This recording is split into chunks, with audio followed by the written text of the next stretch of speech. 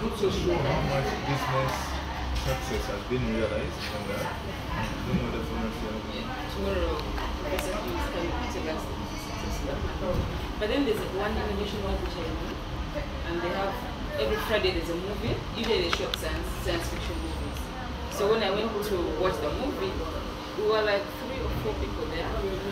So it wasn't as active as like the ones in the university. So I would really encourage you to go and just on Bottle Road, Kajocha Street. Is there anyone that helps you with business plans? Have you guys, anyone written a business plan? You've written one? You've written one? You guys write a business plan for your company yet? Yeah. Did you write yours with your mentor? Did your mentor help you? I've had several business plans because I've had. He is the mentor.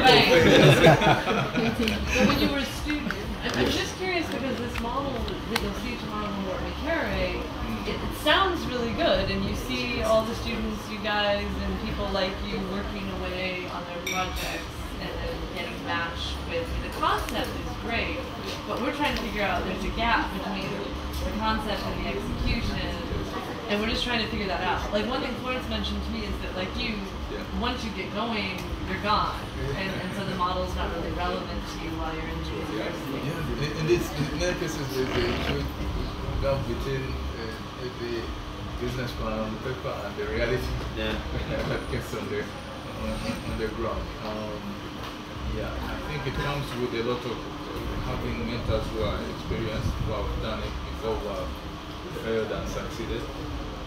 Could you probably mentor other people now? Unfortunately, not yet. I've been selfish.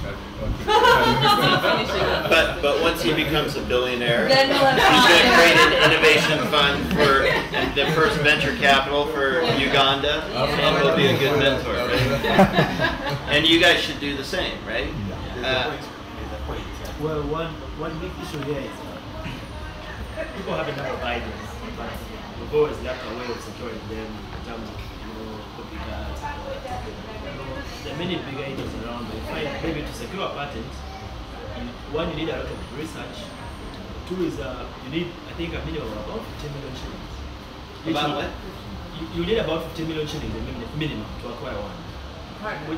Patent. Yeah, to acquire a patent. Yeah. Which you'll find that many times innovators don't even have land to transport. So it's really a challenge. So by the time your idea is at a level of execution problem, you've lost it out somewhere.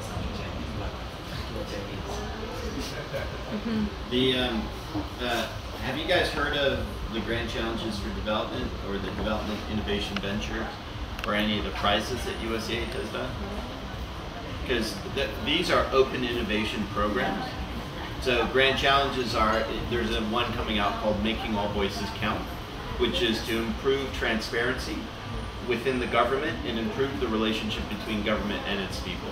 Another one is Powering Agriculture, which is to solve problems of how do you provide off-grid power but also solve agricultural processing issues.